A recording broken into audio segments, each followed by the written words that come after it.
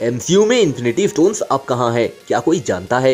Infinity stones MCU की infinity saga की कई स्टोरीज के लिए इंपॉर्टेंट थे, लेकिन एंड गेम के बाद से वो मेन एमसीयू टाइमलाइन से गायब हैं। इन्फिनिटी स्टोन्स अल्टरनेट रियलिटीज में अपीयर हुए हैं और दूसरे यूनिवर्स के लिए मेन हो सकते हैं, और हो सकता है मार्वल फ्यूचर स्टोरी लाइन्स के लिए कॉमिक से गायब इन्फिनिटी स्टोन्स जैसे कि ईगो जेम या डेथ स्टोन को पेश कर सकता है।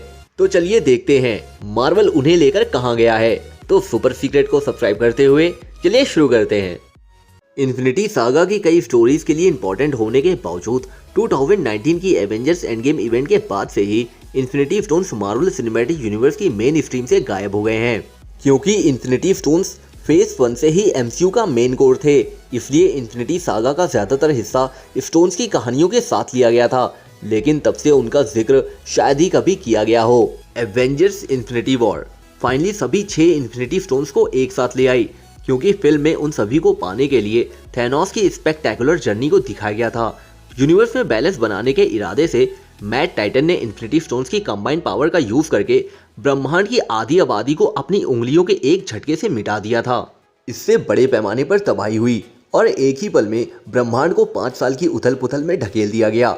लेकिन अर्थ के पावरफुल हीरोज को इससे बचने की उम्मीद थी, क्योंकि वो थैनोस को उसके स्नैप के 3 हफ्ते बाद ढूंढने के लिए निकले थे, इस उम्मीद में कि वो इन्फिनिटी स्टोन्स को लेकर स्नैप को पलट देंगे। लेकिन बदकिस्मती से एवेंजर्स को पता चला कि मैट टाइटन थैनोस ने इन्फिनिटी स्टोन्स को डिस्ट्रॉय कर दिया था। थैनोस ने स्टोन्स को डिस्ट्रॉय करने के लिए स्टोन्स का यूज किया। ये साबित करता है कि उसने इन्फिनिटी स्टोन्स को उसी तरह एटम्स में बदल दिया जैसे उसने आधे यूनिवर्स को डिस्ट्रॉय कर दिया था। मगर इन्फिनिटी स्टोन्स को डिस्ट्रॉय करने से यूनिवर्स डिस्ट्रॉय क्यों नहीं हुआ? एवेंजर्स एंड गेम के टाइम पर Iron Man, Captain America, Antman और स्मार्ट हल्क ने 2012 में न्यूयॉर्क में ट्रैवल किया था। तभी ब्रूस बैनर ने एंशिएंट वन से मुलाकात की ताकि टाइम स्टोन को कलेक्ट किया जा सके, मगर एंशिएंट वन इसे सौंपने के लिए तैयार नहीं थी, क्योंकि मास्टर ऑफ मिस्टिक आर्ट्स में से एक का मकसद होता है स्टोन की हिफाजत करना।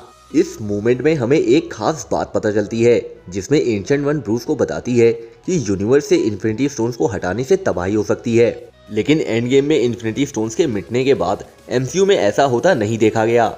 ये इसलिए क्योंकि थैनोस ने शायद पहले ही बता दिया था।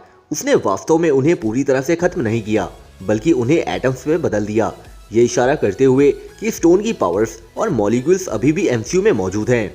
इन्फिनिटी वॉर से पहले रियलिटी स्टोन को लिक्विड फॉर्म में डिस्क्राइब किया गया था, इसलिए ये पॉसिबल है कि इन्फिनिटी स्टोन्स तब भी अपने मिशन को पूरा कर सकते हैं जब वो स्टोन शेप में ना हो, या ये भी पॉसिबल है कि थैनोस ने बस उन्हें अस्तित्व से बाहर कर दिया हो, जैसा कि उसने यूनिवर्स की पॉपुलेशन के साथ किया था।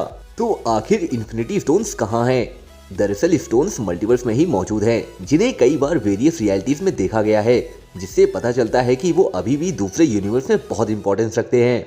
एंड गेम में एवेंजर्स टाइम हीस्ट के दौरान ढूंढी गई रियलिटीज में से कई मौजूद हैं, जिन्हें स्टीव रॉजर्स ने थैनोस के साथ फाइनल बैटल के बाद लौटाया था। माइंड और टाइम स्टोन को 2012 के न्यूयॉर्क में वापस कर दिया गया था। स्पेस स्टोन को 1970 में कैंप ले में वापस ले जाया गया। पावर और सोल स्टोन को 2014 के मोरैक और वॉर्मिर में वापस कर दिया गया था, और रियलिटी स्टोन को वापस दे दिया गया था 2013 में एसगार्ड को। क्या मार्वल कॉमिक से गायब इन्फिनिटी स्टोन्स को पेश करेगा, जबकि ओरिजिनल इन्फिनिटी स्टोन्स एमसीयू और मार्वल कॉमिक्स दोनों में ही कॉमन है? मगर कॉमिक्स में कई दूसरे इन्फिनिटी स्टोन्स भी शामिल हैं, जिन्हें अभी तक लाइव एक्शन में नहीं देखा गया है। मार्वल कॉमिक्स में स्टोन्स को इन्फिनिटी जेम नाम दिया गया है। 1995 में ईगो जेम और डेथ स्टोन को पेश किया गया था, लेकिन उन्हें एक अल्टरनेट रियलिटी में ढकेल दिया गया, जिसे अल्ट्रावर्स के नाम से जाना जाता है। ये व्हाट इफ के लिए एक स्ट्रॉन्ग स्टोरी लाइन बन सकती है। ईगो जेम एक लौता लापता स्टोन नहीं है।